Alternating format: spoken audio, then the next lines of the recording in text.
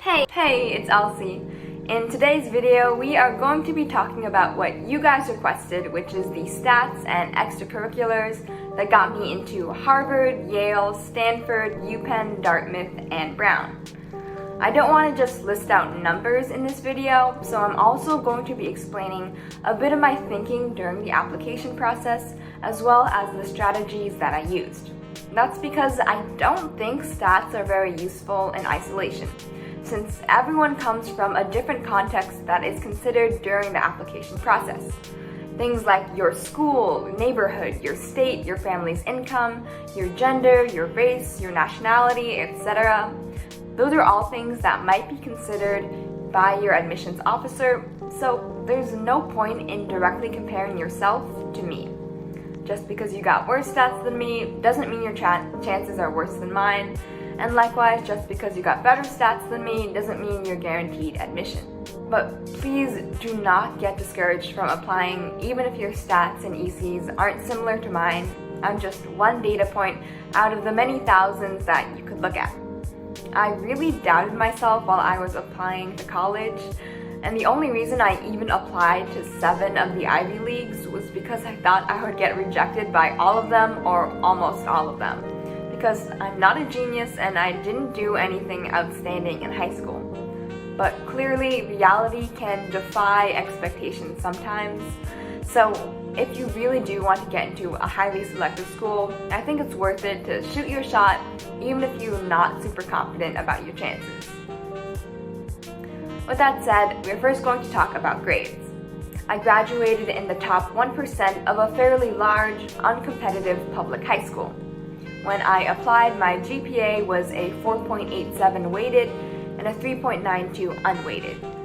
I know that schools weigh GPAs differently, so if my GPA sounds really high to you, that's probably because my school counted an A plus in an AP class or in a dual enrollment class as a 5.3 weighted rather than a 5.0. So scaling might be different depending on your school. Since GPA depends so much on your school's policy, I'll just say that my GPA basically means I got straight A's with a couple of A minuses while taking 12 APs, 2 dual enrollments, and the rest were all honors classes. If you want advice on how to maintain a really high GPA, then I have a whole video for you that I will link in the description below.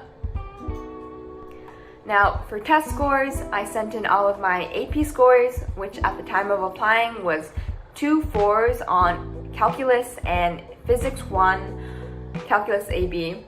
I had gotten a 5 on every other test, those being APUSH, World, Lang, Seminar, and Research. I took the SAT twice. First time I got a 1520 with a 750 reading writing and a 770 math. Second time I got a 1540 with a 790 reading writing and a 750 math.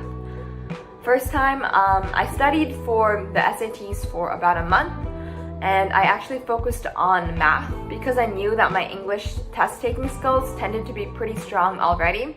So I figured even if I didn't study too much, my score there would be pretty fine. But math is what I was more concerned about, so I made sure to get a good high score on that specific subject. And then the second time I took the test, I was satisfied with the score I had gotten initially for math, so then I just focused on maximizing my English score.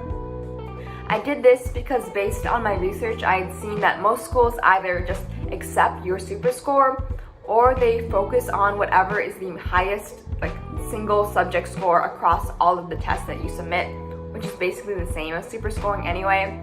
And I ended up with a super score of 1560, so I was pleased with the way that my results turned out. I also took the SAT with essay. I got a 7 on reading and a 6 on analysis and a 7 on writing. That totals up to a score of 20. For subject tests, I also took them twice. I got a 710 on US history and an 800 on literature. I bought a secondhand book to study for the history subject test, and it literally did not help me at all. I got a 710 with and without studying, and I got an 800 on literature after signing up for the test the night before, so I literally didn't do any studying for the literature test. Clearly, I'm not the person to turn to for advice on how to study well for the subject test. Now, for my extracurriculars, I did fill up all 10 spots on the Common App section, though the last few were pretty generic activities like NHS, freshman orientation.